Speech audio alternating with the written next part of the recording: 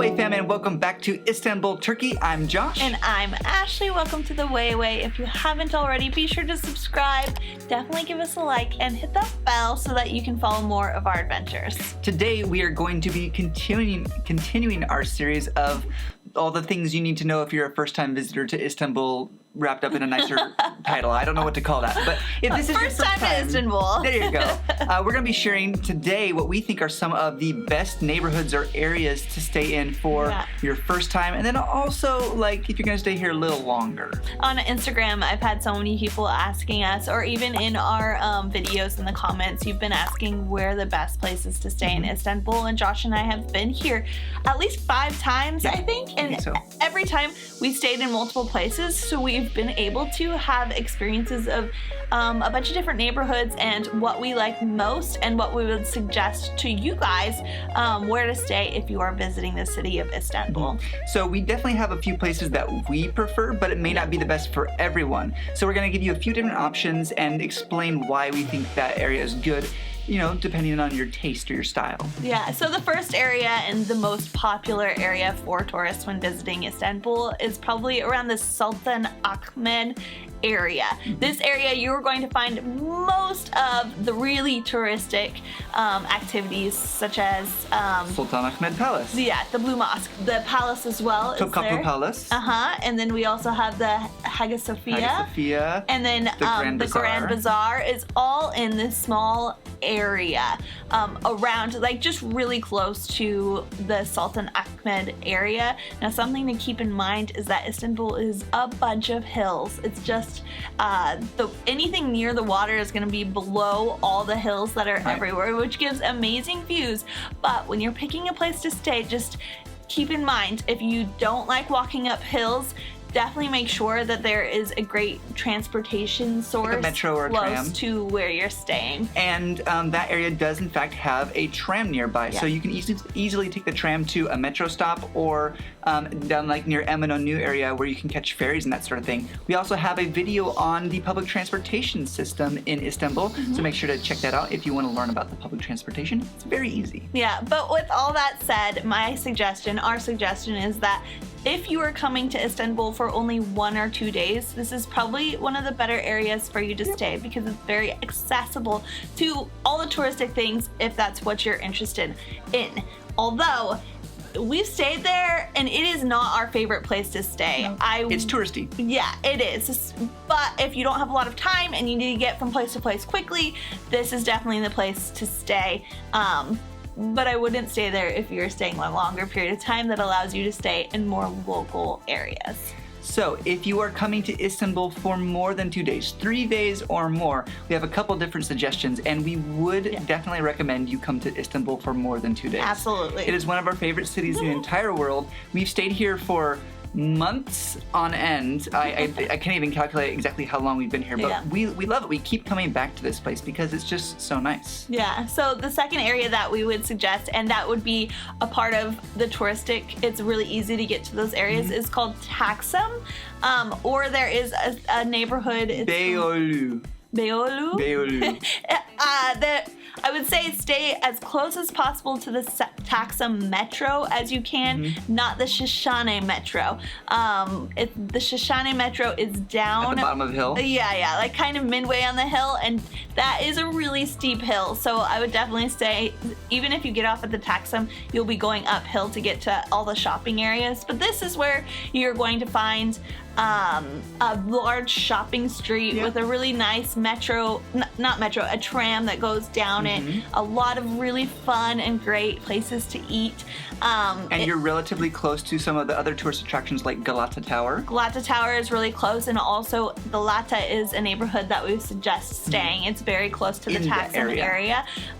There are so many fun little walking streets in that area that we've enjoyed doing. But this is probably the second most touristic place you can stay. And so I wouldn't say stay there. I would say... Well, you could, but it's just touristic, so know that. Yeah. I would just say that's a great place to visit and it would be fun. If you want to stay near a lot of the touristic things, then it's a great place to stay. But it's not my choice. So second But we have place- stayed there twice. We have. So after Beyoğlu, another place that's actually very close to there, but at the bottom of the hill, near the water, near the ferry terminals. It's a very local place, but very close to the tourism, is a place called Karaköy.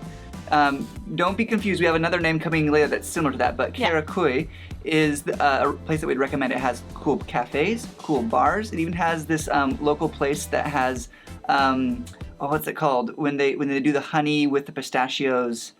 The start of the B. Whoa, I'm not. I want you to research that one later. Baklava. There you go. It's baklava. So there's a place there that serves baklava and dondurma, which is a baklava and ice cream mixed, and it's so good. It's one of the oldest baklava places in Istanbul. One of the oldest bakeries, I guess, is what you would call it. And it's really near the ferry terminals, which if you watch our public transportation video, you'll learn that the ferry is one of our favorite ways to get around the city of Istanbul because Istanbul is separated by two continents, the European continent and the Asian continent. We have one more place on the European continent that we suggest before we move across to Asia. So to keep in mind, the European side seems to be a lot more traditional than the Asian side. So most of these areas that we're suggesting are going to be very close to different mosques that you might want to see, as well as you'll see a lot more of the traditional lifestyle culture here in Istanbul, which I love being a part of. It's super, super nice. So along that, we recommend Beşiktaş, which is definitely farther outside of the city. Yes. And you may end up taking a lot more buses. I'm not quite sure what the metro system is over there, but definitely buses is what we've taken over there. And you can take a ferry from there as well. And so what we like to do is take a ferry there because very close to the water, there are some amazing breakfast places.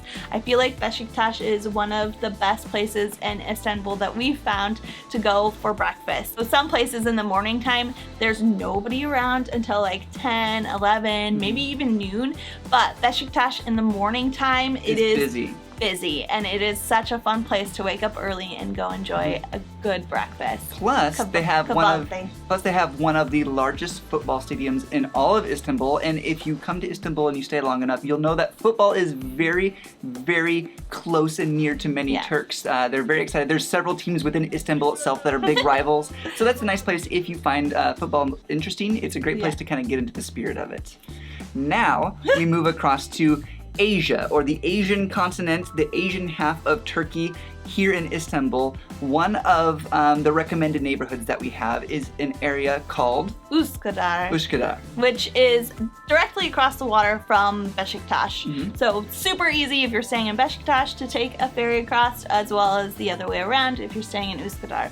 We just recently met a couple who is staying in Üsküdar, and they were just talking about how a lot of older people live in this area. It's a super quiet area, very local. A lot of university students that we've met live in the Üsküdar area, and I think it's definitely one of the cheaper options of places to stay when you're coming to the city. You might spend a little bit more on transportation than you would on a lot of the other areas, but let's be honest, Istanbul, because of all the hills, you end up paying for like transportation anyway, because it's in summertime it's really hot, and going up and down the hills you get really hot. So, and the transportation is not that expensive, so it's not that bad to stay in Üsküdar, pay a little less to get more for your housing, and then just use transfers for wherever you want to go.